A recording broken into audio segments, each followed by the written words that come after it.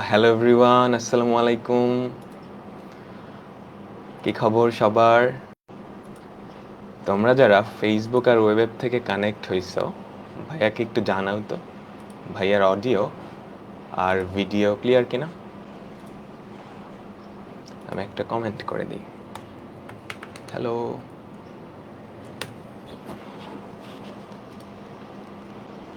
তোমরা যারা ফেসবুক আর ওয়েব থেকে কানেক্ট হইছ, আমাকে একটু বলো তো ভাইয়ার অডিও আর ভিডিও ক্লিয়ার কিনা। হ্যালো। ঠিক আছে। কি খবর সবার? পড়াশোনা কেমন চলতেছে? আমরা অ্যাডমিশন টাইমের প্রায় মাঝামাঝি চলে আসছি, তাই না? মাঝামাঝি না, 30% কভার হয়ে গেছে মোটামুটি। তো কয়েকদিন পর রেজাল্ট দিবে, এখন কিন্তু অনেক গুরুত্বপূর্ণ টাইম, তাই না? পড়াশোনা করতে হবে। তো আজকে আমরা বৃত্ত এই চ্যাপ্টারটার দ্বিতীয় ক্লাসটা দেখবো, এবং আজকের ক্লাসটাই বৃত্ত চ্যাপ্টারের লাস্ট ক্লাস। তো আজকের মাধ্যমে আমাদের বৃত্ত শেষ হয়ে যাবে। বৃত্ত তোমাদের ভার্সিটির জন্য যতটুকু দরকার আমরা সবগুলা কনসেপ্ট তো কভার করবই, প্লাস পর্যাপ্ত এক্সারসাইজও করব। ঠিক আছে? তো আজকে আমাদের বৃত্তের সেকেন্ড ক্লাস, এবং আজকে আমরা মূলত পড়বো হচ্ছে চ্যাপ্টার 4.2। আমাদের চ্যাপ্টার 4.1-এর কিছু টপিক বাকি ছিল গত ক্লাসটা যেহেতু তোমাদের ওই ফিজিক্স ক্লাসের পরে হয়েছিল রাত্রে, আমরা কিছু টপিক বাদ রাখছিলাম। তো ওখানকার বাদ যাওয়া কিছু টপিক আজকে শুরুর দিকে দেখব, তারপর হচ্ছে 4.2 পড়বো। মূলত 4.2 হচ্ছে আমাদের আজকের মেইন টপিক। ওকে, তো আজকের ক্লাসটা মোটামুটি 3 থেকে 3.5 ঘন্টার মতো হবে, মাঝখানে 2টা ব্রেক থাকবে। তো অসুবিধা নাই আশা করি। ঠিক আছে? তো আজকের মাধ্যমে আমরা বৃত্ত এটা শেষ করে ফেলবো। তো তোমরা যারা জয়েন হইছো, এই অঙ্কটা একটু করতে থাকো, গত ক্লাসে করাইছি এই কনসেপ্ট। আর বাকিরা একটু জয়েন হতে থাকুক। আর তোমরা যারা জয়েন হইছো, এই অঙ্কটা একটু করতে থাকো। এটা খুবই সহজ একটা অঙ্ক। আর তোমাদের প্র্যাকটিস শিট দেওয়া হয়েছে বৃত্ত, তাই না? আর সরল রেখা প্র্যাকটিস শিট সবাই করে ফেলছো না? আমরা যেহেতু বৃত্ত আর সরল রেখা পাশাপাশি পড়তেছি, সরল রেখা প্র্যাকটিস কিন্তু এতদিনে সবার করে ফেলা উচিত।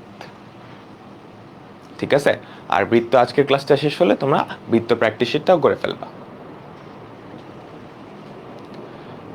ঠিক আছে? তো এটা করো। তো এটা যদি না করতে পারো, তার মানে তোমার আগের ক্লাসটায় ভালো করে করা হয় নাই।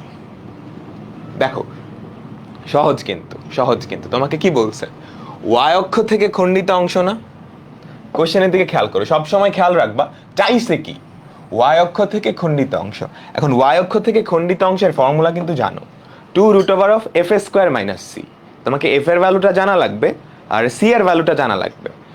তোমাকে কেন্দ্রের স্থানাঙ্ক দেওয়া আছে। কেন্দ্রের স্থানাঙ্ক দেওয়া মানে কি? জিএফ এর ভ্যালু জানো না? কেন্দ্রের স্থানাঙ্ক মানে কি? নেগেটিভ জি নেগেটিভ এফ। তো এখান থেকে জিএফ এর ভ্যালু জানো, জি এর ভ্যালু কত? -1। এফ এর ভ্যালু কত? -2। সি এর ভ্যালুটা লাগবে, তাহলেই তো আমরা এটা পাইতে পারি, তাই না? সি এর ভ্যালু কেমনে বের করবো? কোশ্চেনে বলা আছে এই বৃত্তটা এক্স অক্ষকে স্পর্শ করতেছে। তো এক্স অক্ষকে স্পর্শ করলে আমরা কি জানি? g² = c না? তাই না? তার মানে সি এর ভ্যালু কি?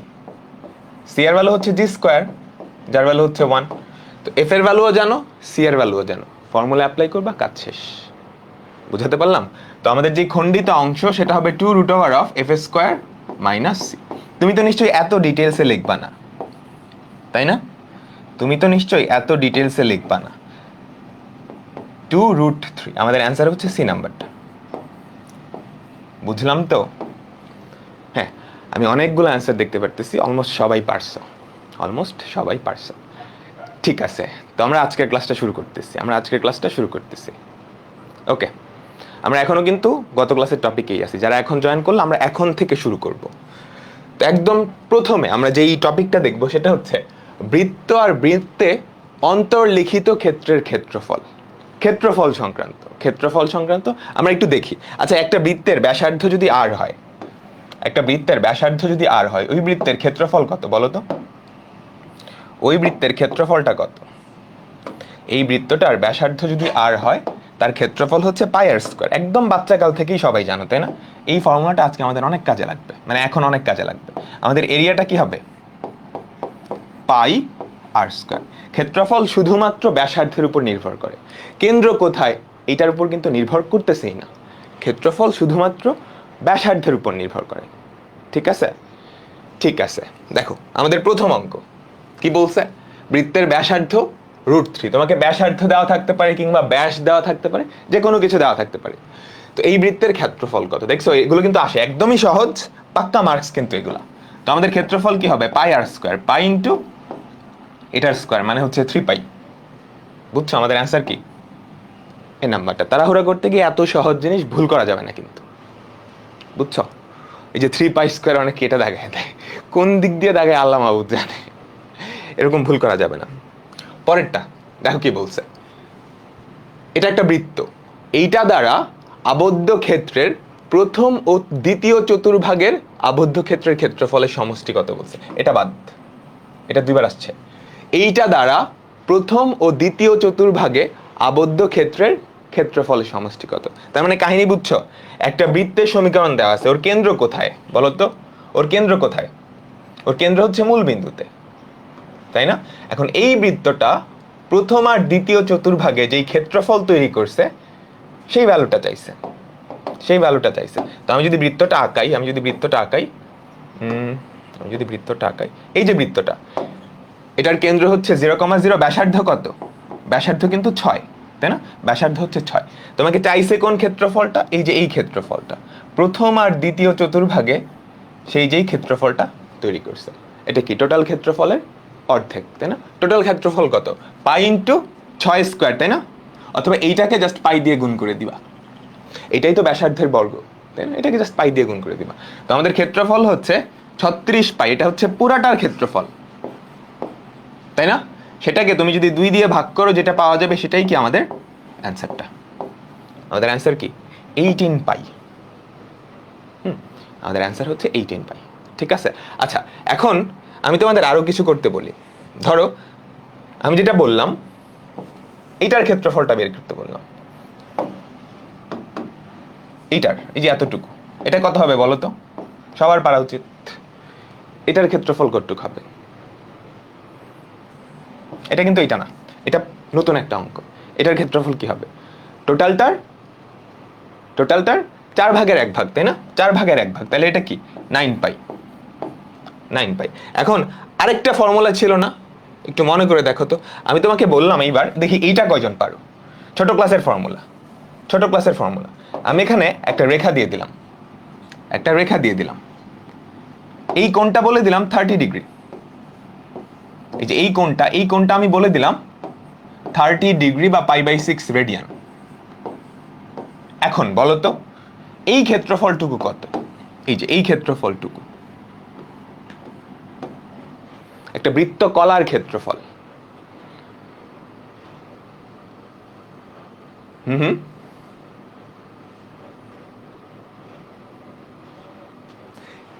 এতটুকুর ক্ষেত্রফল কত?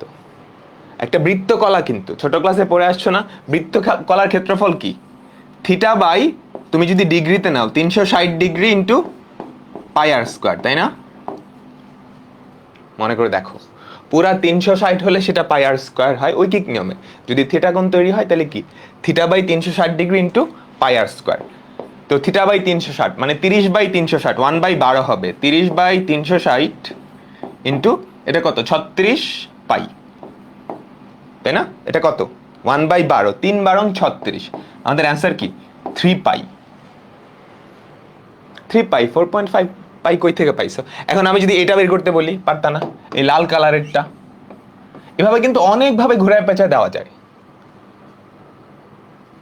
এই দেখো, এটার ক্ষেত্রফল কত হবে? 9π। 9π থেকে তুমি যদি 3π বাদ দাও, তাহলে এটার ক্ষেত্রফল কত হবে? 6π, তাই না? সাদাটুকুর ক্ষেত্রফল হচ্ছে 3π, আমরা মাত্রই বের করলাম। আর এই দুইটার যোগফল হচ্ছে 9π, 1/4, তো 1/4 না একটা বৃত্তের। তো লালটুকুর ক্ষেত্রফল কত হবে? 6π। বুঝলাম তো সবাই এতটুকু? তো ফর্মুলা কিন্তু একটাই, ওটাকে ঘুরায় পেঁচে অনেক রকম অঙ্ক দেওয়া যেতে পারে। ঘাবড়ায়ও না। এখন আমি এই লাল কালারটা না দিয়ে এটা সহ বলতে পারতাম। ধরো লাল কালারটা আমি যদি আরেকটু এক্সটেন্ড করে দিই, এটার ক্ষেত্রফল চাইতে পারতাম, এই যে এতটুকুর ক্ষেত্রফল কত? তুমি কি পারতা না? অবশ্যই পারতা। 9π + 6π, তাই না? তো ভয় পাও না, অঙ্ক যেভাবেই দেখ তুমি পারবা। 6π কেন এটা দেখো তো। এই যে এই দুইটা সাদাটা আর লালটা, এই দুইটার ক্ষেত্রফলের সমষ্টি কত? 9 পাই না? কারণ পুরাবৃত্তের ক্ষেত্রফল কত? 36 পাই। 4/1 কত? 9 পাই। এর মধ্যে এতটুকু আমরা বাইর করলাম 3 পাই, এই যে এই ফর্মুলা দিয়ে। তো লালটুকু তো অবশ্যই কি 9 পাই মাইনাস 3 পাই হবে, 6 পাই হবে। বুঝলাম? ঠিক আছে ঠিক আছে, আমরা এখনো নতুন কোনো কনসেপ্ট দেখি নাই। আমরা জাস্ট কি করতেছি, বৃত্তের ক্ষেত্রফলের ফর্মুলাটা অ্যাপ্লাই করছি, যেটা তোমরা বাচ্চাকাল থেকে পারো। ঠিক আছে, পরের অঙ্কে যাচ্ছি। এটা কি হবে বলো তো? এটা কি হবে বলো? এই যে শুরুর দিকে অনেকেই ভুল করছো, এটা কি পাই স্কোয়ার হয়? এটা কি পাই স্কোয়ার হয়? তুমি খেয়াল করো তো, টিচার বুঝে শুনেই দিয়েছে যে তোমরা ভুল করবা। এটার ব্যাসার্ধ কত? এটার ব্যাসার্ধ কি এ? এটার ব্যাসার্ধ কি এ? এটার ব্যাসার্ধ হচ্ছে রুট এ। রাইট সাইডে যেটা থাকে সেটা কিন্তু ব্যাসার্ধের বর্গ, আর স্কোয়ার। তো ক্ষেত্রফল কি পাই ইন্টু আর স্কোয়ার। তার মানে আমাদের এরিয়া কত হবে? আমাদের এরিয়া হবে পাই আর স্কোয়ার বা পাই এ। বুঝছো? অনেকেই কিন্তু ভুল করছো, অনেকেই ফার্স্টে এ লিখছো, আমি এখনো দেখতে পাচ্ছি, অনেকগুলাই পাইছি। এরকম ভুল করলে কি হবে? চান্স হবে না, এরকম ভুল করা যাবে না। ঠিক আছে, পরেরটাই যাচ্ছি। খেয়াল করো, একটা বৃত্তের সমীকরণ দেওয়া আছে, এর ক্ষেত্রফল চাইছে। কেন্দ্র ব্যাসার্ধ, মানে কেন্দ্র কোথায় এটার উপর ডিপেন্ডই করবে না, জাস্ট ব্যাসার্ধটা বাইর করবা। ব্যাসার্ধের বর্গটা বাইর করলেই হয়। আমাদের ব্যাসার্ধের বর্গ যেন কি ছিল মনে করে দেখো তো, R square equals to G square plus F square minus C না? আমি রুটটা দেই নাই। R square equals to G square plus F square minus C. G এর ভ্যালু কত? 4 বা -4 ম্যাটার করতেছে না। ঠিক আছে, 4 স্কোয়ার এটা হচ্ছে জি, এটার অর্ধেক হচ্ছে F. 4 square plus 3 square minus 16। মুখে মুখেই করা যায়, তোমার কিন্তু লেখার দরকার নেই, আমি তোমাদের বুঝার জন্য লেখাইতেছি। তোমার পরীক্ষায় আসলে তুমি কি লিখবে এগুলা? মুখে মুখেই তো করতে পারবা। 4 square plus 3 square minus 16। 4 square থেকে 16 বাদ দিলে ওই দুইটা ভ্যানিশ হয়ে যাবে। আর স্কোয়ারের ভ্যালু কি? শুধু 3 স্কোয়ার পড়ে থাকবে। তার মানে আমাদের ক্ষেত্রফল কত? আমাদের ক্ষেত্রফল হবে পাই আর স্কোয়ার, তাই না? আর স্কোয়ারের ভ্যালু অলরেডি জানো। এরিয়া কি হবে? 9 পাই বর্গ একক। রিটেনে আসলে অবশ্যই কি একক লিখবা। রিটেনে তো এত সহজ অঙ্ক দিবে না, যদি কোনো কিছুর পার্ট হিসেবে দেয়। যদি কোনো কিছুর পার্ট হিসেবে দেয় তাহলে কি এককটা কিন্তু লিখতে হবে। এগুলো কি তুলবা? যেগুলো তুমি পারো ওগুলো তোলার দরকার নাই, জাস্ট কনসেপ্টগুলো দেখো, প্রশ্ন তোলার দরকার নেই। হ্যাঁ, আর মুখে মুখে অ্যান্সার করার চেষ্টা করো। যেগুলো তুমি পারো, নতুন কনসেপ্টগুলো লিখবা। ওকে, ঠিক আছে, পরের অঙ্কে যাচ্ছি। দেখো, 4 একক বাহু বিশিষ্ট একটা বর্গক্ষেত্রের 4টা শীর্ষবিন্দু দিয়ে যেই বৃত্ত আঁকা যায় তার ক্ষেত্রফল। তার মানে কি চাইছে? একটা বর্গের পরিবৃত্তের ক্ষেত্রফল চাইছে, তাই না? এই হচ্ছে একটা বর্গ, এই বর্গটার বাহুর দৈর্ঘ্য কত? এই বর্গটার বাহুর দৈর্ঘ্য হচ্ছে 4। এখন এই বর্গটার 4টা শীর্ষবিন্দু দিয়ে যেই বৃত্তটা আঁকা যায় সেটাকে কি বলা হয়? এই বর্গের পরিবৃত্ত। এই বর্গের পরিবৃত্ত। তো এই বর্গের পরিবৃত্তটার ক্ষেত্রফল চাইছে। যখনই ক্ষেত্রফল চাবে তোমার টার্গেট কি? ব্যাসার্ধ বাই করা। এখন বর্গের পরিবৃত্তের যেই ব্যাস সেটা কি বর্গের কর্ণের সমান না? বলো তো, বর্গের পরিবৃত্তের যেই ব্যাস সেটা বর্গের কর্ণের সমান। তো জানোই, কর্ণ দুইটা যেই বিন্দুতে ছেদ করবে সেটাই কি কেন্দ্র না বর্গের পরিবৃত্তের? তার মানে এই বর্গের কর্ণের দৈর্ঘ্যটাই কি? ব্যাস। এখন বর্গের কর্ণের দৈর্ঘ্য ইকুয়ালস টু √2 ইন্টু বাহুর দৈর্ঘ্য না? বলো তো, বর্গের কর্ণের দৈর্ঘ্য সমান √2 ইন্টু বাহুর দৈর্ঘ্য। তার মানে আমরা বলতে পারি এই যে এটার দৈর্ঘ্য কি হবে? 4√2। 4√2 হচ্ছে কি এই বর্গটার, মানে এই বৃত্তটার ব্যাস। ব্যাসার্ধ তাহলে কত হবে? ব্যাসার্ধ হবে এটার অর্ধেক। তো আমাদের ব্যাসার্ধ হচ্ছে 2√2। তো ক্ষেত্রফল কত হবে? পাই আর স্কোয়ার বা পাই ইন্টু 2√2 তার বর্গ। এখন 2√2 কে বর্গ করলে কি হবে? 2 কে বর্গ করলে হয় 4, √2 কে বর্গ করলে হয় 2, 4 দুগুণে 8। বুঝছো? 2 কে বর্গ করলে হয় 4, √2 কে বর্গ করলে হয় 2, 4 দুগুণে 8। তার মানে 8 পাই বর্গ একক। আমাদের অ্যান্সার হচ্ছে বি নাম্বারটা। বুঝলাম সবাই? হ্যাঁ, অনেকেই অ্যান্সার দিছে বি। সুন্দর সুন্দর। ঠিক আছে, পরেরটা। এবার এটা দেখো কি বলছে। এই বৃত্তের অন্তর্লিখিত সমবাহু ত্রিভুজের ক্ষেত্রফল। এবার কার ক্ষেত্রফল চাইছে? সমবাহু ত্রিভুজের ক্ষেত্রফল। এখন সমবাহু ত্রিভুজের ক্ষেত্রফল নির্ণয়ের ফর্মুলা তোমরা দেখে আসছো না এসএসসিতে? একটা সমবাহু ত্রিভুজের ক্ষেত্রফলের ফর্মুলাটা কি ছিল মনে করে দেখো তো, √3/4 a স্কয়ার, যেখানে এ হচ্ছে ওই সমবাহু ত্রিভুজের বাহুটার দৈর্ঘ্য। এখন তোমাকে কি বলছে, একটা বৃত্ত দেওয়া আছে, এই বৃত্তের সমীকরণ হচ্ছে এটা, এখন এই বৃত্তের অন্তর্লিখিত যেই ত্রিভুজ, আচ্ছা আমি একটু উল্টা করে আঁকাই, আগে ত্রিভুজটা আঁকাই তাহলে আমার আঁকাতে সুবিধা হবে আর কি। এই যে এইটা চাইছে, বুঝছো?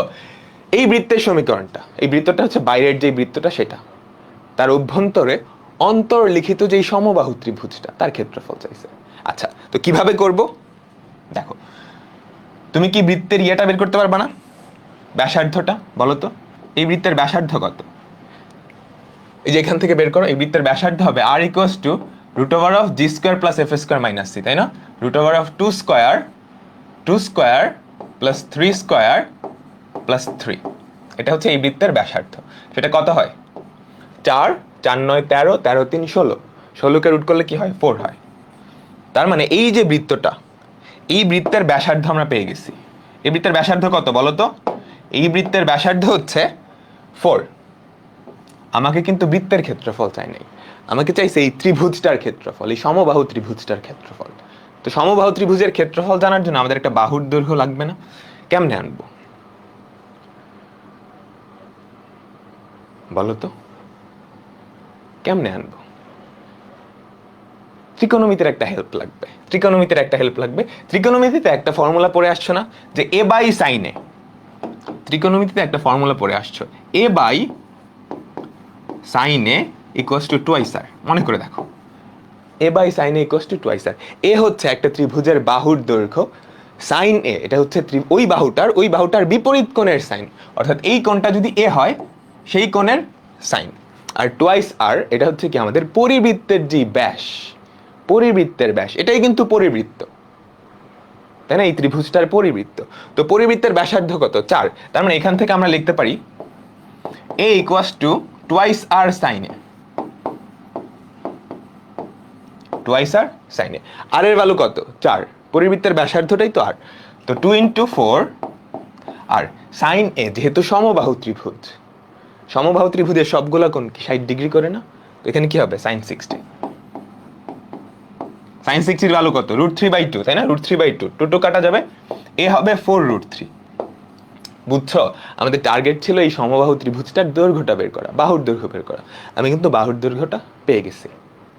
আমাকে পরিবৃত্তের ব্যাসার্ধটা জানি, কারণ পরিবৃত্তের সমীকরণটাই তো দেওয়া আছে, তো সেখান থেকে আমি পরিবৃত্তের ব্যাসার্ধ বাইর করছি। আর আমাদের যে ত্রিকোণমিতিক ফর্মুলা, সেখান থেকে আমি কি ওই ব্যাসার্ধের সাহায্যে এ বাহুটার দৈর্ঘ্যটা নিয়ে আসছি। এখন কি এই যে সমবাহু ত্রিভুজটা, এটার ক্ষেত্রফলটা আমি বের করব। এটার ক্ষেত্রফল কত হবে বলো তো? আমরা জাস্ট ফর্মুলা অ্যাপ্লাই করে দিব। আমাদের এরিয়া হবে √3/4 a স্কয়ার, তাই না? এই যে এই ফর্মুলাটা অ্যাপ্লাই করতেছি, এর ভ্যালু হচ্ছে 4√3 তার বর্গ। ঠিক আছে, তাহলে দেখো তো কি হবে বলো তো? একটা 4 কাটা যাবে, একটা 4 পরে থাকবে, 12√3 হবে। বুঝছো তো ক্যালকুলেশনটা? 4 স্কয়ার মানে কি এখানে দুইটা 4, একটা 4 এখান থেকে কাটা যাবে, একটা 4 পরে থাকবে, একটা 4 পরে আছে। আর √3 কে স্কয়ার করলে হয় কি 3, 4 × 3 12, 12 × √3 কত? 12√3 বর্গ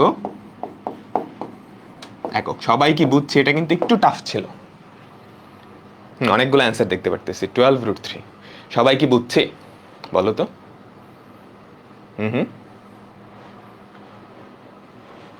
ওকে, তোমার মেইন এখানে যে কনসেপ্টটা সেটা হচ্ছে এই যে এই ফর্মুলাটা তুমি অ্যাপ্লাই করতে পারো কিনা। এটা ত্রিকোণমিতি, তো ত্রিকোণমিতির সাথে কি তুমি বৃত্তের একটা কনসেপ্টের কানেকশন এখানে নিয়ে আসছে। আচ্ছা, এখন আমি যদি তোমাদের বলি এই ক্ষেত্রফলটা বাইর করতে, তুমি কি পারবা? আমি যদি তোমাকে বলি এই যে নীল কালারের যে ক্ষেত্রফলটা,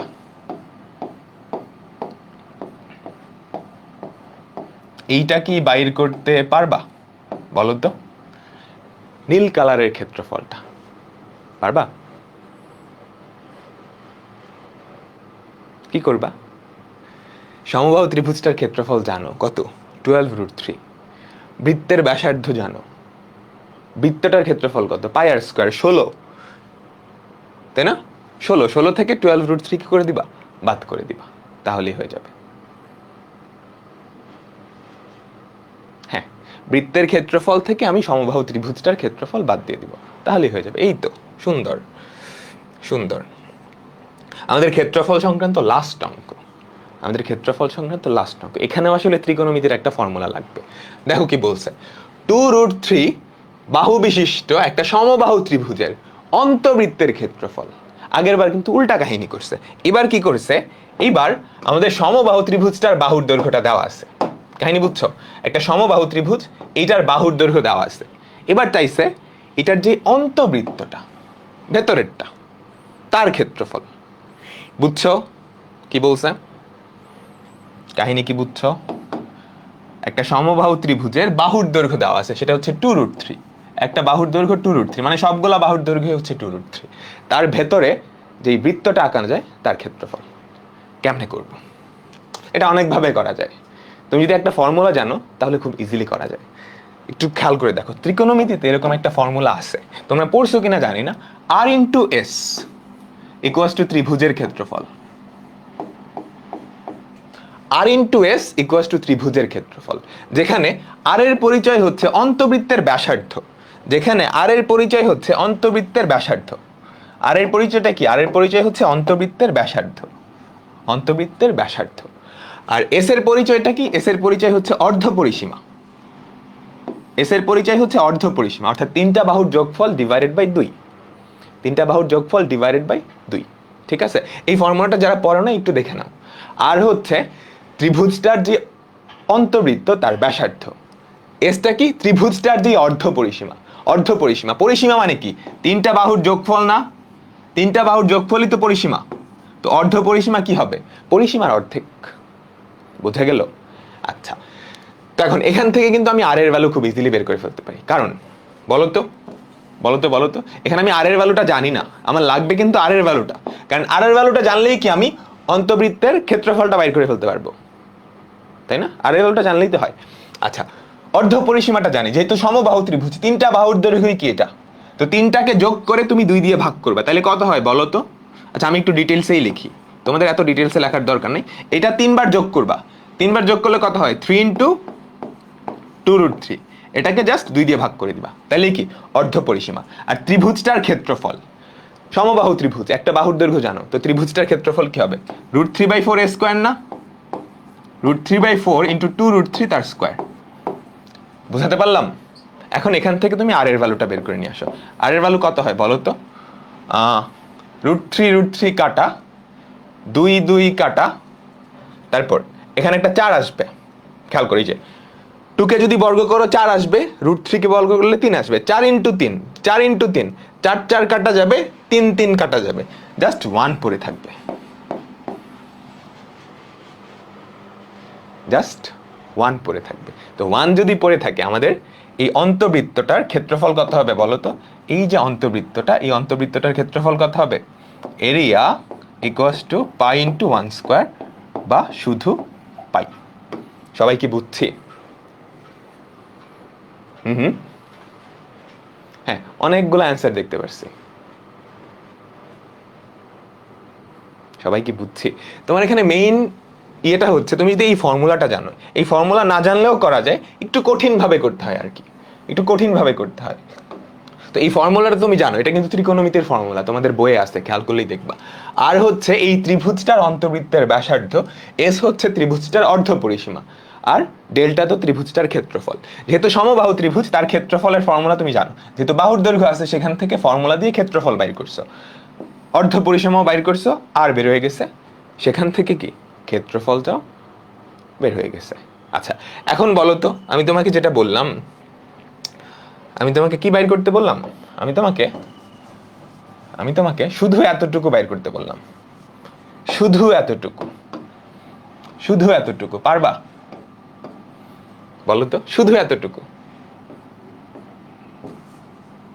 পারবা? এই তিনটা, এই যে এতটুকু, এটা তো পারবা তাই না? এটা তো পারবে, এটা সবাই পারবা। ত্রিভুজটার ক্ষেত্রফল থেকে বৃত্তের ক্ষেত্রফলটা বাদ দিলেই কি এই লাল অংশটার ক্ষেত্রফল বাইরে হয়ে যাবে। এখন এটা যেহেতু সমবাহু ত্রিভুজ, সমবাহু ত্রিভুজ তার মানে বুঝতে পারতেছো এই তিনটা অংশই সমান হবে না, প্রতিসমত, তাই না? বুঝছো? এই পুরা লালটুকু বাইর করতে পারবে। এখন আমি যদি পুরা লালটুকু না বাইর করে এই দুইটা বের করতে বলি, কি করবা? পুরা লালটুকুর ক্ষেত্রফলকে 2/3 দিয়ে গুণ করে দিবা। আর যদি পুরাটা না বলে জাস্ট এতটুকু করি, ওই লালটুকুর ক্ষেত্রফল বের করে 3 দিয়ে ভাগ করে দিবা। ওকে, ঠিক আছে, ঠিক আছে। হ্যাঁ হ্যাঁ, সবাই বুঝতে পারতেছে, সবাই বুঝতে পারতেছে। তো এর মাধ্যমে আমাদের চ্যাপ্টার 4.1 শেষ। ছোট্ট একটা টপিক আছে, সেটা হচ্ছে পোলার স্থানাঙ্ক, এটা আমরা ক্লাসের শেষে দেখব। এর মাধ্যমে আমাদের চ্যাপ্টার 4.1 শেষ। আমরা এখন পরের চ্যাপ্টারে যাচ্ছি, সেটা হচ্ছে চ্যাপ্টার 4.2। চ্যাপ্টার 4.2 এটা হচ্ছে স্পর্শক সংক্রান্ত। চ্যাপ্টার 4.2 এটা মূলত আলোচনা করে বৃত্তের স্পর্শক নিয়ে। এখন স্পর্শক তো একটা সরল রেখা, তাই না? স্পর্শক তো একটা সরল রেখা, তার মানে সরল রেখার কনসেপ্টগুলো এখানে কাজে লাগবে। স্পর্শক যেহেতু একটা সরল রেখা, তো আমরা আগের চ্যাপ্টারে যেই কনসেপ্টগুলো পড়াইছি, আমি তোমাদের পড়াইছি কিন্তু অনেকগুলো কনসেপ্ট, ওই কনসেপ্টগুলো এখানে কাজে লাগবে। তো যারা সরল রেখা চ্যাপ্টার পড়ে আসছো তারা দেখবে অনেক কিছু রিলেট করতে পারতেছো। ওকে, আচ্ছা। তো আমাদের প্রথম যেই টপিকটা সেটা হচ্ছে বৃত্ত আর সরল রেখা। বৃত্ত আর সরল রেখা, একটা বৃত্ত আর একটা সরল রেখা টোটাল 3টা অবস্থায় থাকতে পারে। একটা বৃত্ত আর একটা সরল রেখা টোটাল 3টা অবস্থায় থাকতে পারে। প্রথমত, সরল রেখাটা বৃত্ত থেকে অনেক দূরে দিয়ে যাবে। খেয়াল করো, এই হচ্ছে আমাদের বৃত্ত। এখন এই সরল রেখাটা বৃত্ত থেকে অনেক দূরে দিয়ে গেছে, সে বৃত্তটাকে টাচও করে নাই, ছেদও করে নাই। সে বৃত্তটাকে টাচও করে নাই, স্পর্শও করে নাই, ছেদও করে নাই। এটা হচ্ছে সরল রেখার বৃত্তের প্রথম অবস্থান। তারা রাগ করে আছে, অনেক দূরে দূরে আছে। দ্বিতীয় অবস্থান হচ্ছে ওরা কাছাকাছি এসে সরল রেখাটা বৃত্তকে স্পর্শ করে ফেলবে। ঠিক আছে, সরল রেখাটা বৃত্তকে স্পর্শ করে ফেলবে। তখন এই যে সরল রেখাটা, এই সরল রেখাটাকে বলা হয় এই বৃত্তের স্পর্শক বা ট্যানজেন্ট। এবং এটাই আমাদের আজকের সবচাইতে গুরুত্বপূর্ণ টপিক। ঠিক আছে, আচ্ছা। আরেকটা কাহিনী হতে পারে, সেটা হচ্ছে আমাদের সরল রেখাটা বৃত্তটাকে ছেদ করে ফেলছে। সরল রেখাটা বৃত্তটাকে ছেদ করে ফেলছে। তো একটা বৃত্ত আর একটা সরল রেখার এই টোটাল 3টা অবস্থান থাকতে পারে। তারা দূরে দূরে থাকবে, স্পর্শ করবে, ছেদ করবে। ওকে, এখন এখান থেকে তোমরা বলো তো, তুমি কি কোনোভাবে শর্তগুলা নিয়ে আসতে পারবা যে কোন শর্তে বৃত্তটা সরল রেখা থেকে দূরে থাকবে, বা স্পর্শ করবে, বা ছেদ করবে? তুমি কি নিয়ে আসতে পারবা? বলো তো, পারবা? দেখো, তুমি যদি কেন্দ্র থেকে সরল রেখাটার উপর লম্ব টানো, লম্ব যেই দৈর্ঘ্যটা, কেন্দ্র থেকে সরল রেখার যেই লম্ব দূরত্ব, সেটা যদি ব্যাসার্ধের থেকেও বড় হয়, তাইলে কি সরল রেখাটা দূরে থাকবে না? বলো তো, সরল রেখাটা কিন্তু দূরে থাকবে, তাই না? কেন্দ্র থেকে ওই রেখাটার উপর অঙ্কিত লম্বের দৈর্ঘ্য যদি ব্যাসার্ধের থেকেও কি বড় হয়, তার মানে OM, কেন্দ্র থেকে ওই রেখাটার উপর অঙ্কিত লম্বের দৈর্ঘ্য যদি ব্যাসার্ধের থেকেও বড় হয়, তখন কি তারা দূরে দূরে থাকবে। যে ব্যাসার্ধ তো এতটুকু, তাই না? ব্যাসার্ধ কিন্তু এতটুকু। আচ্ছা, এটা গেল আমাদের প্রথম শর্ত। OM যদি R থেকে বড় হয়, তাহলে বৃত্ত আর সরল রেখা এই অবস্থায় থাকবে। আচ্ছা, এখন স্পর্শ করবে কখন? চোখের দেখায় বোঝা যাচ্ছে না? কেন্দ্র থেকে ওই রেখাটার উপর অঙ্কিত লম্বের দৈর্ঘ্য যদি ব্যাসার্ধের সমান হয়। আচ্ছা, ব্যাসার্ধটা আমরা A না দিয়ে R দিয়ে প্রকাশ করি।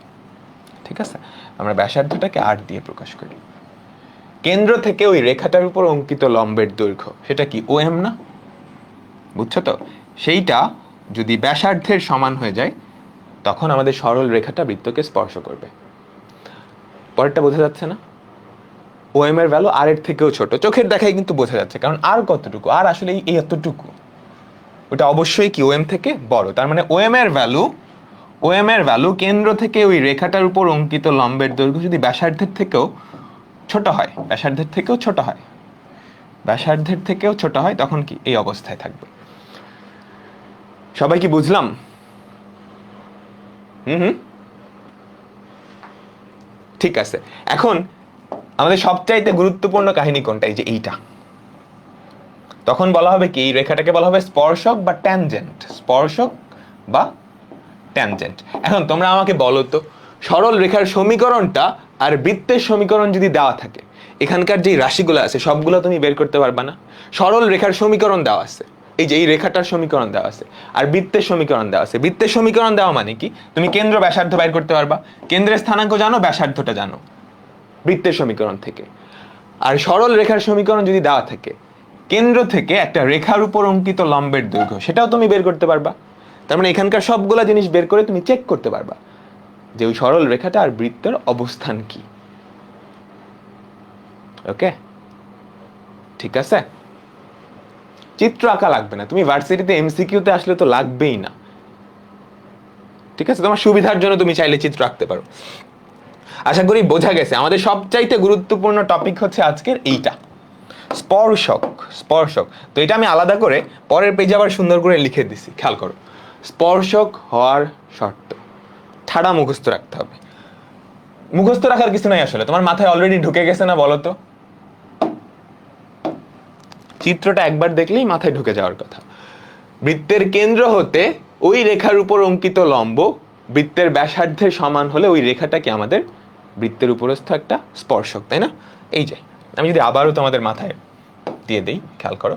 বৃত্তের কেন্দ্র হতে একটা রেখা, এই হচ্ছে রেখা, এই রেখাটা লম্ব যেই দূরত্বটা, এই রেখাটা লম্ব যেই দূরত্বটা, সেটা যদি ব্যাসার্ধের সমান হয়, সেটা যদি ব্যাসার্ধের সমান হয়, তাহলে কি এই রেখাটা এই বৃত্তের একটা স্পর্শক। আর একটু নিচে দিয়ে যাবে বোধ হয়। হ্যাঁ, ঠিক আছে, বুঝাতে কি পারলাম? এখন এখানকার কিছু প্রপার্টি তোমরা ছোট ক্লাসে পড়ে আসছো। কেন্দ্র আর যে স্পর্শ বিন্দু, এই দুইটা তুমি যদি কানেক্ট করো তাহলে যে রেখাটা পাওয়া যায় সেটা স্পর্শকের উপর লম্ব। তোমরা ছোট ক্লাসে পড়ে আসছো এই প্রপার্টিগুলো, ক্লাস 9-10-এ প্রমাণও দেখে আসছো, তাই না? এবং এটা কি আমাদের ন্যূনতম দূরত্ব, তাই তো? ঠিক আছে। হ্যাঁ, চিত্র আঁকলে অনেকটা ইজি হয়ে যায়, এটা সত্য। বাট পরীক্ষার খাতায় তুমি তো রাফ করার জায়গা পাবা না, স্পেশালি এমসিকিউতে। তো দেখো, তোমার যদি চিত্র আঁকা লাগে আঁকো, না হলে না আঁকে যদি করতে পারো এটা আরো ভালো, বাট ভুল কইরো না, ভুল কইরো না, ঠিক আছে? আচ্ছা, তো আমরা এখন অঙ্কে যাব। এইটা সংক্রান্ত অঙ্ক, সামনের 1 ঘন্টা আমাদের শুধু এইটা সংক্রান্ত অঙ্ক হবে, এই শর্ত সংক্রান্ত অঙ্ক, এই শর্ত সংক্রান্ত অঙ্ক, ঠিক আছে? দেখো কি বলছে, এই রেখাটি এই বৃত্তটিকে স্পর্শ করার শর্ত। কি করবা? প্রথম অঙ্ক যেহেতু, আমি একটু চিত্র আঁকাই তোমাদের বুঝাই, চিত্র আঁকাই বুঝাই, বাট তোমার কিন্তু চিত্র আঁকা লাগবে না। যেহেতু প্রথম অঙ্ক, আমি একটু চিত্র আঁকায় বুঝাচ্ছি, অনেকের বুঝতে হয়তো ঝামেলা হতে পারে যারা একাডেমিকে পড়ো নাই। দেখো, এই রেখাটি এই বৃত্তটিকে স্পর্শ করার শর্ত। তো এই বৃত্তের কেন্দ্র কত বলো তো? এই বৃত্তের কেন্দ্র হচ্ছে 0,0, এই বৃত্তের কেন্দ্র হচ্ছে 0,0। আর ব্যাসার্ধ কত? এই বৃত্তের ব্যাসার্ধ হচ্ছে a, তাই না? এই বৃত্তের ব্যাসার্ধটা হচ্ছে a, এই বৃত্তের ব্যাসার্ধটা হচ্ছে a। এখন এই যে রেখা, এটা সমীকরণ কি? mx - y + c = 0। আমি জাস্ট সাজায় নিচ্ছি আর কি। এখন স্পর্শক হওয়ার শর্ত যেন কি? কেন্দ্র থেকে এই রেখাটার উপর অঙ্কিত লম্বের দৈর্ঘ্য বৃত্তের ব্যাসার্ধের সমান, OM = a। এখন কেন্দ্রের স্থানাঙ্ক জানো, একটা বিন্দু থেকে একটা রেখার উপর অঙ্কিত লম্বের দৈর্ঘ্য জানি কেমনে বের করে? এই বিন্দুর স্থানাঙ্কটা এই রেখার এখানে কি সিদ্ধ করাইতে হয়। মনে করে দেখো, গত চ্যাপ্টারেই পড়াইছি। এই স্থানাঙ্কটা তুমি এখানে সিদ্ধ করাবা। যদি সিদ্ধ করাও তাহলে কি থাকে উপরে? মডুলাস অফ, এখানে 0 হয়ে যাবে, 0 - 0 + c। আমি কিন্তু অনেক ডিটেলসে লিখে লিখে দিচ্ছি, তোমরা নিশ্চয়ই এত ডিটেলসে করবা না, তাই না? নিচে হবে √1 + m²। তুমি যতটা স্কিপ করতে পারো ততটাই মঙ্গল। ঠিক আছে, তাহলে দেখো তো কি পড়ে থাকে? Modulus of c = a × √1 + m², তাই না? এখন মডুলাস চিহ্নটা উঠাই দিলে কি থাকবে? c = ± a × √1 + m²। তুমি চাইলে এই অ্যান্সারটা মুখস্থ রাখতে পারো, অনেক এমসিকিউতে কাজে দেয়। আবার এই অঙ্কটাই ডিরেক্টলি প্রতি বছরই কোনো না কোনো ভার্সিটিতে দিয়ে দেয়, বুঝছো? y = mx + c, এই সরল রেখাটা এই বৃত্তকে স্পর্শ করার শর্ত হচ্ছে এইটা। প্রমাণটা তো বোঝা গেছে। এটা সরাসরি অনেকগুলো ভার্সিটির এমসিকিউতে দিয়ে দিছে, আগেও দিছে, তোমাদের বছরও দিবে। তো তুমি চাইলে এটা অ্যান্সারটা মুখস্থ রাখতে পারো। ঠিক আছে? ওকে, হ্যাঁ, দুইটা মানে সি এর ভ্যালু দুইটা পাওয়া যাবে, এই জন্য অ্যাকচুয়ালি দুইটা স্পর্শক। হ্যাঁ, ঠিক আছে। একই ঢাল বিশিষ্ট, মানে এম এর ভ্যালু একটা হলে একই ঢাল বিশিষ্ট এরকম দুইটা স্পর্শক পাওয়া যায় একটা বৃত্তে। এই কথাটা বুঝছো? একই ঢাল বিশিষ্ট এরকম দুইটা স্পর্শক পাওয়া যায় এই বৃত্তে। একটা হচ্ছে এইটা, আরেকটা কি এইটা, তাই না? বুঝছো তো? এইটা সমান্তরাল, আরেকটা স্পর্শক পাওয়া যাবে। সমান্তরাল হলেই তো ঢাল কি সেম হয়। তো এইটা ধরতে পারছো, খুবই মানে সুন্দর, কিন্তু এই অবজারভেশনটা কিন্তু খুবই সুন্দর। দেখো এখানে কিন্তু সি এর ভ্যালু দুইটা আসছে, তার মানে এম এর ভ্যালু তুমি যদি ফিক্স করে দাও, এম এর ভ্যালু ফিক্স করে দাও, বৃত্তটা ফিক্স করে দিছো, এ এর ভ্যালু ফিক্স করে দিছো, তাইলে সি এর দুইটা ভ্যালু পাওয়া গেছে। তার মানে একটা ঢালের দুইটা স্পর্শক পাওয়া যাবে এই বৃত্তে। এই যে খেয়াল করো, ঢাল সমান হলে কি সমান্তরাল হয়, এটা সমান্তরাল, আরেকটা স্পর্শক কিন্তু পাওয়া যায়। এটা বুঝছো এই কথাটা? এটা বুঝতে পারলে খুবই ভালো, না বুঝতে পারলে অসুবিধা নেই। ঠিক আছে, ঠিক আছে, ঠিক আছে, আমরা পরের অঙ্কে যাচ্ছি। এটা কি বুঝলাম সবাই? আমরা পরের অঙ্কে যাচ্ছি। প্রশ্ন ভুল? প্রশ্ন তো ভুল না, কি বলো? আমরা পরের অঙ্কে যাচ্ছি। দেখো, কোন শর্তে এই রেখাটি এই বৃত্তকে স্পর্শ করে? কোন শর্তে এই বৃত্তটি এই রেখাকে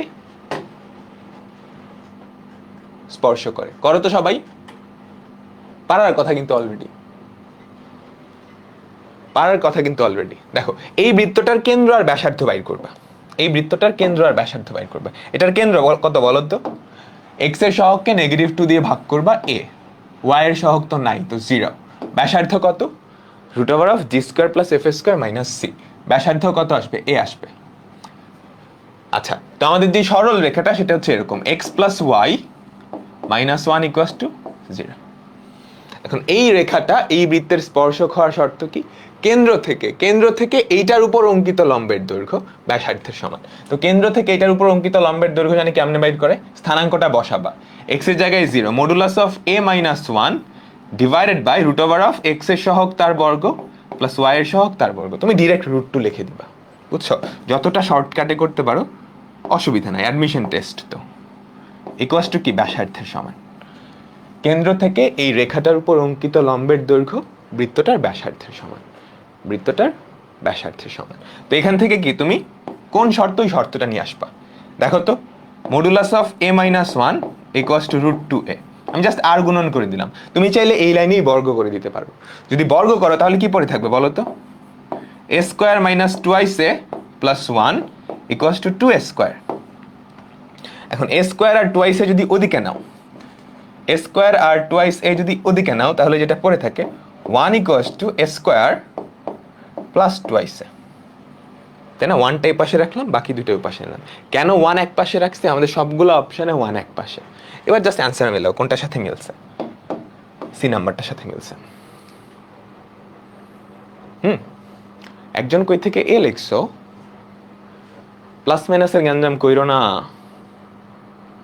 প্লাস মাইনাসের গ্যাঞ্জাম করো না, এ না সি। ঠিক আছে, ওকে, সুন্দর সুন্দর। পরেরটায় যাচ্ছি। এই রেখাটা এই বৃত্তকে স্পর্শ করলে কে এর মান? এটার ক্যালকুলেশনটা একটু লেন্দি। যখন ঢাকা ইউনিভার্সিটিতে আসছিল তখন আসলে ক্যালকুলেটর অ্যালাউড ছিল।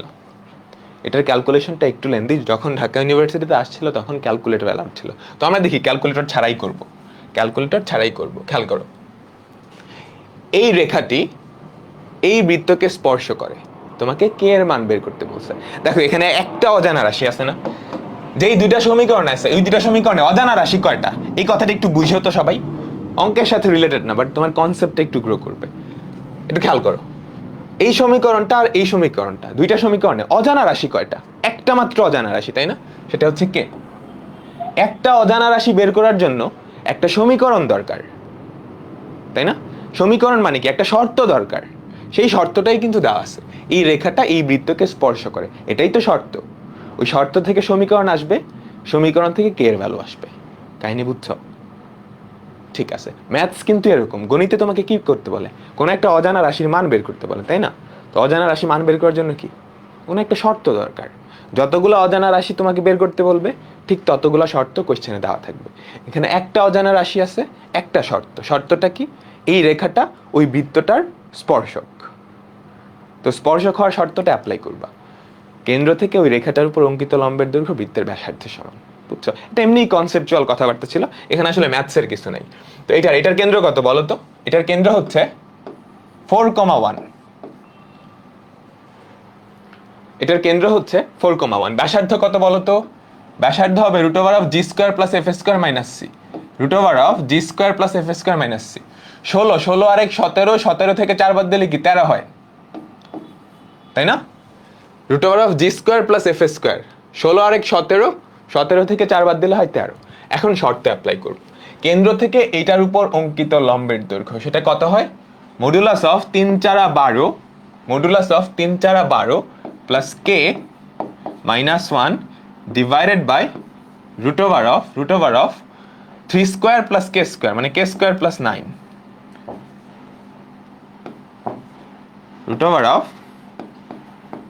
√k² প্লাস 9 ইকুয়ালস টু কত? √13। এখন k এর ভ্যালু বের করতে হবে। তুমি চাইলে এটাকে সিম্পলিফাই করে k এর ভ্যালু বের করতে পারো, অথবা অপশন টেস্ট করতে পারো। যে k এর ভ্যালু ফার্স্টে 2 বসালে, এখানে বসায় দেখো তো কি হয়। যদি লেফট সাইড আর রাইট সাইড সমান হয় তাহলে 2 একটা অ্যান্সার। বুঝতে পারলাম? তুমি চাইলে অপশন টেস্ট করতে পারো বা ডিটেলসে ভাঙায় করতে পারো। খেয়াল করো তো, উপরে 12 প্লাস k মাইনাস 1, এটাকে আমরা modulus of 11 minus plus k লিখতে পারি, তাই না? মডুলাস অফ 11 প্লাস k লিখতে পারি। 11 প্লাস k। অপশন টেস্ট করি। k এর ভ্যালু যদি 2 হয়, k এর ভ্যালু যদি 2 হয় তাহলে খেয়াল করো তো, k এর ভ্যালু 2, k এর ভ্যালু 2 তাহলে কত হয় খেয়াল করো তো। 11 প্লাস 2 13, নিচে কত? √13, 13/√13 সমান √13 হয়। তার মানে k এর একটা ভ্যালু হচ্ছে 2। আমরা পেয়ে গেছি। তো এখান থেকে আমরা বলতে পারি বি নাম্বারটা আর ডি নাম্বারটা কিন্তু বাদ, তাই না? বি নাম্বারটা আর ডি নাম্বারটা বাদ। এবার k এর ভ্যালু 1/6 বসাবো।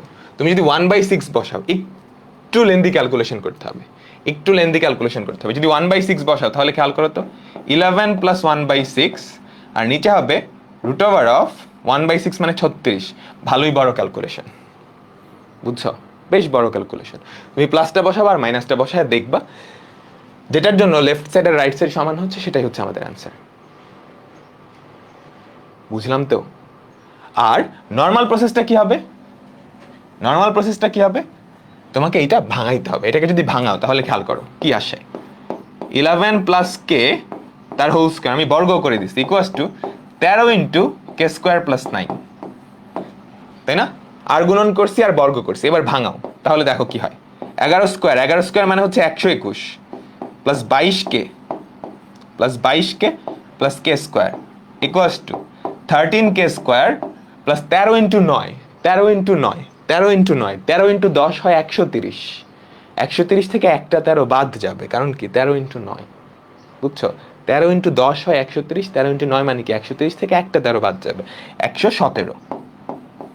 117 একটা দ্বিঘাত সমীকরণ আসছে, সেটা এখন সমাধান করবা মিডল টার্ম দিয়ে। আমি আগেও বলছি যখন এটা ঢাকা ইউনিভার্সিটিতে আসছে তখন ক্যালকুলেটর অ্যালাউড ছিল, তো ক্যালকুলেটর দিয়ে ইজিলি করা যাইতো। তো তুমি যদি এক পাশে নিয়ে যাও তাহলে খেয়াল করতে কি হয়, 12k² minus 22k, 12k² minus 22k আর ওদিকে থাকে -4 ইকুয়ালস টু 0। এরকমই কিছু একটা থাকে। এখন তুমি চাইলে 2 দিয়ে ভাগ করে দিতে পারো। 2 দিয়ে যদি ভাগ করো তাহলে কি পড়ে থাকে? 6k² minus 11k minus 4 equals to 0। ঠিক আছে? আচ্ছা -4 না, সরি -2, 2 দিয়ে তো ভাগ করলাম। এখন এটাকে মিডল টার্ম করবা। 6 দুগুণে 12, -11কে তুমি এভাবে ভাঙায় লিখতে পারো। 6k² minus 12k plus k minus 2 equals to 0। তো এখন তুমি যদি 6k কমন নাও, k মাইনাস 2, আর ওখান থেকে যদি +1 common now, k minus 2 equals to 0। তো এখান থেকে k এর দুইটা ভ্যালু আসবে, একটা হচ্ছে 2, একটা হচ্ছে -1/6। বুঝতে পারতেছো? ক্যালকুলেশনটা কিন্তু লেন্দি, ক্যালকুলেশনটা কিন্তু লেন্দি। তুমি অপশন টেস্ট দিয়ে করতে পারো, বাট অপশন টেস্ট সব সময় কিন্তু কাজে লাগবে না।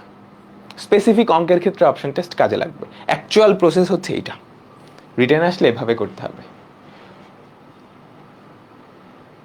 বুঝলাম? সবাই সবাই বুঝলাম কি? তো এরকম অঙ্ক নর্মালি এমসিকিউতে দিবে না, ভয় পাওয়ার কিছু নাই। যদি দিয়ে দেয় তখন কি করবা? আপাতত স্কিপ করবা, শেষে এসে তারপর করবা। অ্যাকচুয়ালি স্কিপ করার ওয়ে নাই, তো তুমি তো বুঝতে পারবা না, তুমি যে এইখানে আসে বুঝতে পারবা যে অঙ্কটা আসলে বড়, তাই না? তুমি এইখানে এসে বুঝতে পারবা যে এখানে মিডল টার্ম ভালোই ক্যাচাল হবে। তো যখন বুঝতে পারবা তখন তুমি ওখানে ওটা স্কিপ রাখো, পরে এসে করবা। কিংবা অপশন টেস্ট দিয়ে যদি করতে পারো তাহলে তো খুবই ভালো। বাট আসার কথা হচ্ছে এরকম অঙ্ক দিবে না। এটা যখন দিছে তখন ঢাকা ইউনিভার্সিটিতে ক্যালকুলেটর অ্যালাউড ছিল, টিচার বুঝে শুনেই দিছে। ওকে, ভয় পাওয়ার কিছু নেই, ভয় পাওয়ার কিছু নেই। বুঝলাম তো? হুম, সবাই সবাই কি বুঝছি? আমরা এখন পরের অঙ্কে যাচ্ছি। এমসিকিউতে দিলে দাগাবই না, তুমি বুঝবা কেমনে এই অঙ্কটা কঠিন? তুমি তো ডিরেক্টলি বুঝতে পারবে না। তুমি যখন এই লাইনে আসবা তখন তুমি বুঝতে পারবা যে ক্যালকুলেশনটা একটু লেন্দি হবে। তুমি তখন দাগায়ও না, পরে আইসা আবার কইরো, অসুবিধা নেই। ঠিক আছে, বুঝছো তো? আরেকটা কথা আমি বলে দিই, সেটা একটু মনে রাখবা। দেখো, কে এর ভ্যালু যদি সহগে থাকে, মানে আমাদের যে অজানা রাশিটা না, আমাদের যে অজানা রাশিটা বের করতে বলবে, এই যে কে, সেটা যদি এক্স বা ওয়াই এর সহগে থাকে তখন ক্যালকুলেশনটা লেন্দি হবে। কারণ কি, এক্স বা ওয়াই এর সহগে যদি থাকে সেটা আবার নিচের রুটের মধ্যেও চলে আসে, root over of A square plus B square না? বুঝছো কথাটা? তখন অঙ্কগুলো একটু কমপ্লেক্স হবে। কে এর দুইটা ভ্যালু আসবে, এন্ড ওইটা বের করার জন্য মিডল টার্ম লাগবে। আমার কথাটা বুঝছো? দেখো, তোমাকে যে অজানা রাশিটা বের করতে বলবে সেটা যদি এক্স বা ওয়াই এর সহগে থাকে, এক্স বা ওয়াই এর সহগে থাকে, তখন সেটা উপরে তো আসবেই, এই রুটের ভিতরেও চলে আসবে। কারণ রুটের ভিতর কি ছিল? Root over of A square plus B square. তখন ক্যালকুলেশনটা একটু লেন্দি হবে। এই কথাটা বুঝছো? ঠিক আছে, ঠিক আছে, ঠিক আছে, পরের অঙ্কে যাচ্ছি, পরের অঙ্কে যাচ্ছি। এটা আশা করি বোঝা গেছে, ভয় পাওয়ার কিছু নাই, এরকম অঙ্ক দিবে না। পরের অঙ্কে যাচ্ছি আমরা। 55-তে, 55-তে নামাজের ব্রেক দিই। আমার এখানে আজান দিচ্ছে মাত্র। 55-তে নামাজের ব্রেক দিই। ঠিক আছে, পরের অঙ্কে যাচ্ছি, খেয়াল করো। কে এর মান কত হলে এই রেখাটা এই বৃত্তকে স্পর্শ করবে? এটা কিন্তু সহজ হবে। কারণ কি, দেখো আমাদের যে কেটা, সেটা কিন্তু এক্স এর সহগেও নাই, ওয়াই এর সহগেও নাই, তাই না? এক্স বা ওয়াই এর সহগে থাকলে ঝামেলা হইতো। ঠিক আছে, এখন করো, করো তো সবাই। এটা হচ্ছে রেখাটা, এই বৃত্তটা, এই বৃত্তটার কেন্দ্র ব্যাসার্ধ কত? ভুল করো না, আগে এক পাশে কিন্তু নিয়ে আসতে হবে, যে 10টাকে আগে এই পাশে নিয়ে তারপর ক্যালকুলেট করতে হবে। এটার কেন্দ্র কত? 5,0, তাই না? এটার কেন্দ্র হচ্ছে 5,0। ব্যাসার্ধ কত? ব্যাসার্ধ 5, তাই না? আমাদের ব্যাসার্ধ কত? 5। আচ্ছা, এখন এই রেখাটা এই বৃত্তকে স্পর্শ করার শর্ত। ঠিক আছে, তার মানে কি হবে? আমাদের রেখাটাকে এক পাশে আমি নিয়ে আসি, 3x + 4y - k, এটা হচ্ছে আমাদের রেখাটা। এখানে কে এর ভ্যালু বের করা সহজ। কেন সহজ তুমি একটু পরেই বুঝতে পারবা। দেখো, কেন্দ্র থেকে এটার উপর অঙ্কিত লম্বের দৈর্ঘ্য ব্যাসার্ধের সমান। তো কি হবে? 3×5 = 15, তাই না? 3×5 = 15 + 0 - k divided by root over of a square plus B square, root over of 3 square plus 4 square. এটা কারা লেখে? বাচ্চারা লেখে। তোমরা কি বাচ্চা আছো? Root over of 3 square plus 4 square কত? 5। এটা তুমি জানো, তাই না? সরল রেখায় পড়ানোর সময় বলছিলাম। তো নিচে কি ডিরেক্টলি 5 চলে আসবে। এই ভ্যালুটা কত? এই ভ্যালুটা দেওয়া আছে ব্যাসার্ধের সমান। এখন বুঝতে পারতেছো এইবার কেন কে এর ভ্যালুটা বের করা সহজ? কে কিন্তু এক্স বা ওয়াই এর সহগে নাই। সহগে থাকলে রুট ওভার অফ ওইটার নিচে চলে আসতো, যেটা আগের অঙ্কটার ক্ষেত্রে হইছে। এই যে কে এখানে ছিল, এই বেচারা এই যে নিচে চলে আসছে, খেয়াল করছো? ও নিচে আইসাই যত ঝামেলাগুলো বাজাইছে। ও নিচে না আসলে কিন্তু এরকম সুন্দর অঙ্ক হয়ে যেত। বুঝছি সবাই? আচ্ছা, তাহলে এবার বলো তো, এবার জাস্ট ক্যালকুলেট করে দাও। 15 - k, তাই না? 3×5 = 15। হ্যাঁ, মডুলাস অফ 15 - k = কত? 25। মডুলাস উঠাও, কেটাকে এক পাশে নিয়ে যাও, তাহলে যেটা থাকে k = 15 ± 25। এটা বুঝছো কেমনে করছি? তুমি ফার্স্টে মডুলাস উঠাইছো, তাহলে কি থাকে? 15 - k = ± 25। কেটাকে এক পাশে নিছো, 25টাকে ± 25টাকে আরেক পাশে নিয়ে গেছো। তো এখন প্লাস নিয়ে একবার বাইর করবা, মাইনাস নিয়ে একবার বাইর করবা। 15 + 25 হয় 40, 15 + 25 হয় 40, 15 - 25 কত? -10। -10। দেখছো, এটা বাইর করা কিন্তু সহজ। তো তুমি কিন্তু মানে যদি এক্সপার্ট হও তাহলে তুমি কোয়েশ্চেন দেখেই বুঝতে পারবা যে কোন অঙ্কটা বের করলে কঠিন হবে বা কোন অঙ্কটা সহজ হবে। ঠিক আছে, সবাই কিন্তু ডেইলি এক্সামগুলো আর এক্সামগুলো দিও, উইকলি এক্সামগুলো দিও। 5 কই থেকে পাইলা? এই বৃত্তের ব্যাসার্ধ 5 কেমনে? তোমাকে মাইট দেওয়া উচিত না এখন, বলো তো? গত ক্লাস করছো? ব্যাসার্ধ কি? √g² + f² - c। জি এর ভ্যালু কত? এই যে এটা নেগেটিভ জি এর ভ্যালু, বাট স্কোয়ার করবা তো। g² 5² + f² - 0। এখানে তো ধ্রুবক পদ নাই। এই সমীকরণটাকে এক পাশে নিয়ে আসো, তারপর ফর্মুলা অ্যাপ্লাই করো। ফর্মুলা অ্যাপ্লাই করো। ঠিক আছে, ঠিক আছে, আমরা পরের অঙ্কে যাচ্ছি। আমরা 55তে ব্রেক দিব। 55তে ব্রেক দিব। আচ্ছা, আমরা নতুন একটা টাইপে যাচ্ছি। আমরা নতুন একটা টাইপে যাচ্ছি, সেটা হচ্ছে স্পর্শকের শর্ত থেকে বৃত্তের সমীকরণ। স্পর্শকের শর্ত থেকে বৃত্তের সমীকরণ। স্পর্শকের শর্ত থেকে তুমি কিন্তু চাইলে বৃত্তের ব্যাসার্ধ নিয়ে আসতে পারো। একটা অঙ্ক দেখি তাহলেই বুঝতে পারবা।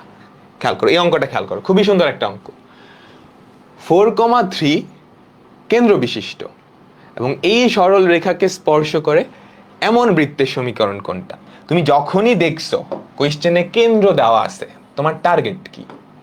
ব্যাসার্ধ বাইর করা না, তাই না? এখন বলে দিছে এই বৃত্তটা এই সরল রেখাকে স্পর্শ করে, তার মানে কেন্দ্র থেকে এই রেখাটার যে লম্ব দূরত্ব, ওটাই কি ব্যাসার্ধ না? হ্যাঁ, তোমাকে বলে দিছে এই রেখাটা ওই বৃত্তকে স্পর্শ করে, কেন্দ্রের স্থানাঙ্ক দেওয়া আছে। তো স্পর্শক যেহেতু, স্পর্শকে শর্ত অ্যাপ্লাই করলে কি ব্যাসার্ধ চলে আসবে। তো আমাদের যে ব্যাসার্ধটা সেটা কি হবে?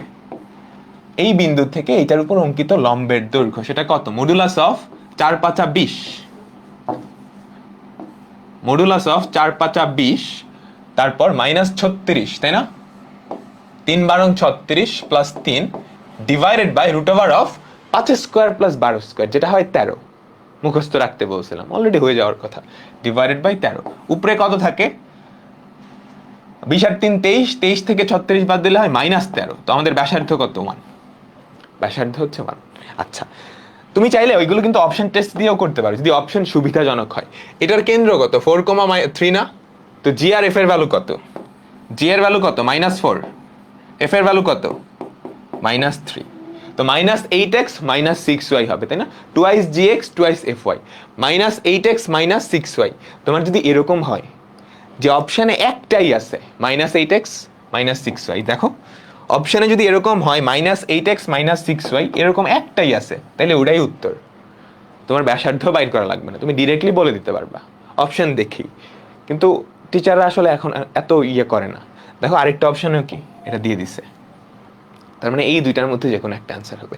এই দুইটা বাদ আমি নিশ্চিন্তে বলতে পারতেছি, এই দুইটার মধ্যে একটা হবে। কেমনে বাইর করবা? এটার জন্য তোমাকে ব্যাসার্ধটাও বাইর করা লাগবে, বুঝছো? তো এখানে আসলে অপশন টেস্টটা কি আমাদের কাজে দিচ্ছে না।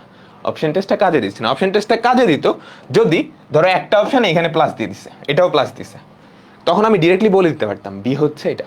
কারণ কি, এরকম কেন্দ্র বিশিষ্ট একটা মাত্র অপশনই সমীকরণ মানে অপশনগুলো আছে, তখন অপশন টেস্ট খুবই পাওয়ারফুল হয়ে যেত। বুঝাতে পারলাম? ঠিক আছে, তো এখন কি আমাদের সি এর ভ্যালুটা লাগবে। মনে করে দেখো তো, সি এর ভ্যালুটা কি ছিল? g² + f² - r², এটা না? এটা মনে রাখতে বলছিলাম, কিন্তু আমরা নরমালি আর এর ভ্যালুটা মনে রাখি আর কি, r = √g² + f² - c, এটা আমরা মনে রাখি, তাই না? এটা সবাই মনে রাখি। নিচেরটাও মনে রাখবো, অনেক জায়গায় কাজে দিবে। ঠিক আছে, এটা আমরা আরেকটা মনে রাখি সবাই। তো এটাকে একটু সিম্পলিফাই করে সিটাকে উপাশে নিলেই কি এটা চলে আসে। এটা সবাই মনে রাখবা এখন থেকে, আমি গত ক্লাসেই বলছিলাম, আরেকবার একটু বলে দিলাম, এটা সবাই মনে রাখবা। তো খেয়াল করো, আমাদের সি এর ভ্যালু কি হবে? g² + f² - r², তার মানে কি 4² + 3² - r² - 1², কত হয়? 24। সি এর ভ্যালু হচ্ছে 24। জি এর ভ্যালু 4 -4, এফ এর ভ্যালু -3, সি এর ভ্যালু 24। তিনটা ভ্যালুই জানো, সমীকরণে বসে দিলেই হয়েছে। আমাদের অ্যান্সার কোনটা? বি নাম্বারটা। কথাটা বুঝছো সবাই? কথাটা সবাই বুঝছো? ঠিক আছে, তো আমি ব্রেক দিচ্ছি, নামাজের ব্রেক দিচ্ছি। তোমাদের বেশিরভাগের নামাজ কয়টায়? আমাদের এখানে মাত্র আজান মানে 4টায়। হ্যাঁ, বেশিরভাগের এখন 4টায় নামাজ হওয়ার কথা। ঠিক আছে, তাহলে আমি 15 মিনিটের ব্রেক দিচ্ছি।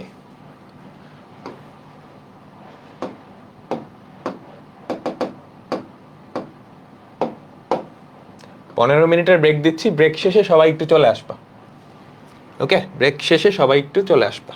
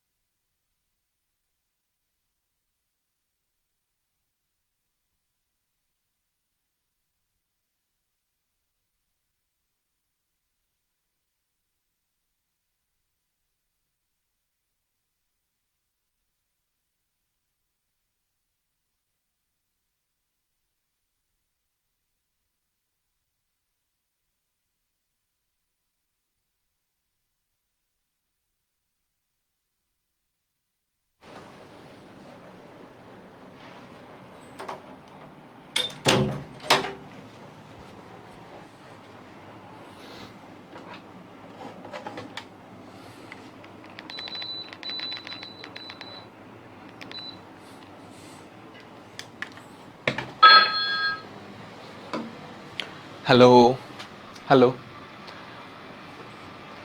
হ্যালো, কি অবস্থা সবার? একটু তাড়াতাড়ি চলে আসো, আমরা আবার শুরু করব।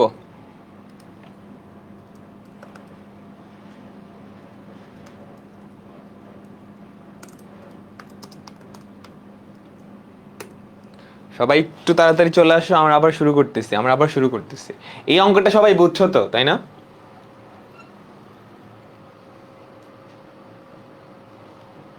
এই অঙ্কটা সবাই বুঝছো না? ঠিক আছে, দেখো, আমাদের বৃত্তের সমীকরণ বের করছি আমরা কি স্পর্শকের শর্ত থেকে। খেয়াল করো, স্পর্শকের শর্ত থেকে বৃত্তের সমীকরণ। আমাদের এখানে কি কেন্দ্রটা দেওয়া ছিল। বৃত্তের কেন্দ্রটা যখন তুমি জানো, ব্যাসার্ধটা পাইলেই তো হয়ে যায়, তাই না? ব্যাসার্ধটা পাইলেই হয়ে যায়। আর ওই স্পর্শকের শর্ত থেকে আমরা কি ব্যাসার্ধটা বের করে ফেলছি। ব্যাসার্ধটা বের করে ফেলছি। ঠিক আছে, ঠিক আছে, ঠিক আছে। আমরা এখন পরবর্তী অঙ্কে যাচ্ছি। দেখো এখানে কি বলছে। কোন বৃত্তের সমান্তরাল দুইটা স্পর্শকের সমীকরণ। কোন বৃত্তের সমান্তরাল দুইটা স্পর্শকের সমীকরণ হচ্ছে এরা আর এরা। বৃত্তের ব্যাসার্ধ বাইর করতে বলছে। কোয়েশ্চেনটা বুঝছো? জাস্ট চিত্র আকালেই বুঝতে পারবা। একটা বৃত্ত, একটা বৃত্ত, এই বৃত্তে সমান্তরাল ধরো একটা স্পর্শক হচ্ছে এরকম, একটা স্পর্শক হচ্ছে এরকম, একটা স্পর্শক হচ্ছে এরকম, একটা স্পর্শক হচ্ছে এরকম। এখন এই স্পর্শকটার সমান্তরাল আরেকটা স্পর্শক কিন্তু হওয়া সম্ভব এই বৃত্তটায়। এই বৃত্তে এই স্পর্শকের সমান্তরাল আরেকটা স্পর্শক হওয়া সম্ভব, তাই না? একটা মাত্রই হওয়া সম্ভব। এটার সমান্তরাল আরেকটা স্পর্শক হওয়া সম্ভব। সেই স্পর্শকটা কোথা দিয়ে যাবে বলো তো? সেই স্পর্শকটা কই দিয়ে যাবে? এই যে এখান দিয়ে যাবে, তাই না? এই দুইটার সমীকরণ তোমাকে দেওয়া আছে, এই স্পর্শকটা আর এই স্পর্শকটা। এখন তাদের মধ্যবর্তী যেই লম্ব দূরত্ব সেটাই কিন্তু আমাদের এই বৃত্তটার ব্যাস, না? বলো তো, তুমি কিন্তু বুঝতে পারতেছো। এই স্পর্শক দুইটার যেই লম্ব দূরত্ব, তারাই কি আমাদের বৃত্তটার ব্যাস। তাকে 2 দিয়ে ভাগ করলে কি ব্যাসার্ধ পাই যাবে। এখন দুইটা রেখার মধ্যবর্তী লম্ব দূরত্ব বের করা শিখছো না? দুইটা রেখার মধ্যবর্তী লম্ব দূরত্ব বের করা শিখছো না? সরলরেখা চ্যাপ্টারে পড়াইছি না? তুমি কি এ এর ভ্যালু আর বি এর ভ্যালু সমান বানাবা দুইটার ক্ষেত্রেই, তারপর ফর্মুলা অ্যাপ্লাই করে দিবা। মনে করে দেখো তো, আমাদের এটা কি 2x - 4y